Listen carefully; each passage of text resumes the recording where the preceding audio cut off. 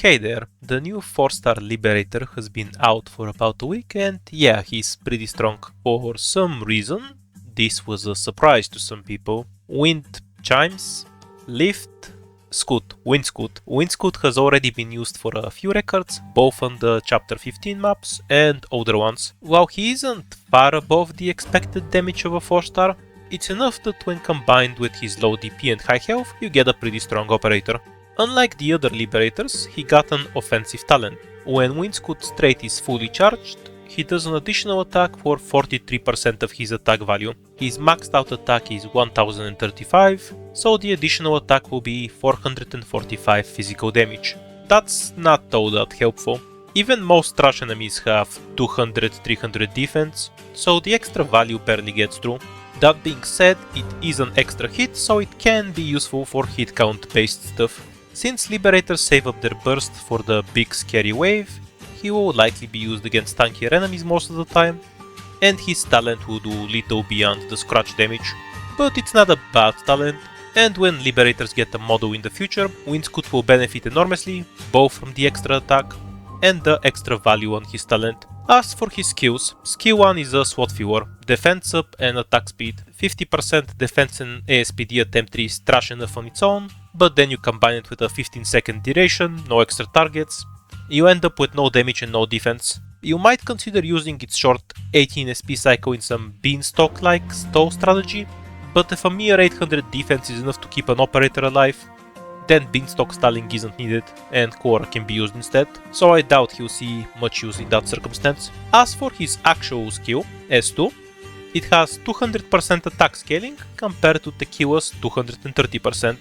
This attack difference is the main reason Tequila can output more damage. In fact, against zero defense, Windscoot will have higher DPS than Tequila because of his talent. Tequila still has 3 targets and a more flexible skill cycle. I was disappointed that his skill 2 simply has an SP cost of 40. It makes the trait somewhat pointless, since I can't activate the skill before the trait is fully stacked anyway. The skill duration is 25 seconds, compared to a fully stacked 30 seconds from Tequila, but that's alright. 25-40 is a reasonable skill cycle for enemy waves. As for the gimmick, it ignores dodge. So how useful can the dodge ignore be? There are not that many enemies with dodge in the first place, and most of them have some mechanic to shut it down anyway.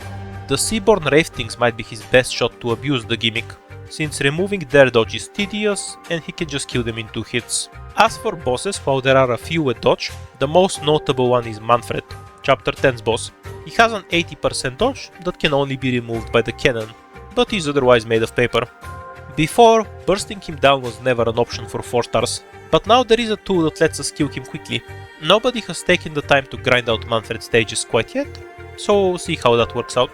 Maybe it's still better to just stalk him, so you can cannon all the other enemies.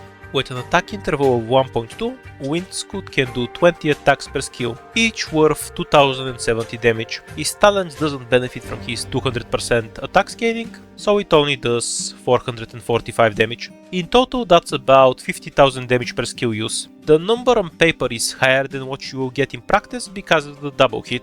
Still, the main hit of 2000 plus damage means he can get most of his damage through. For a lot of enemies he is comparable to Totter in damage while hitting 2 targets at once. It's more than enough to quickly deal with some annoying elites. He's a solid 4-star guard that provides an alternative to Cutter for physical burst damage from the ground.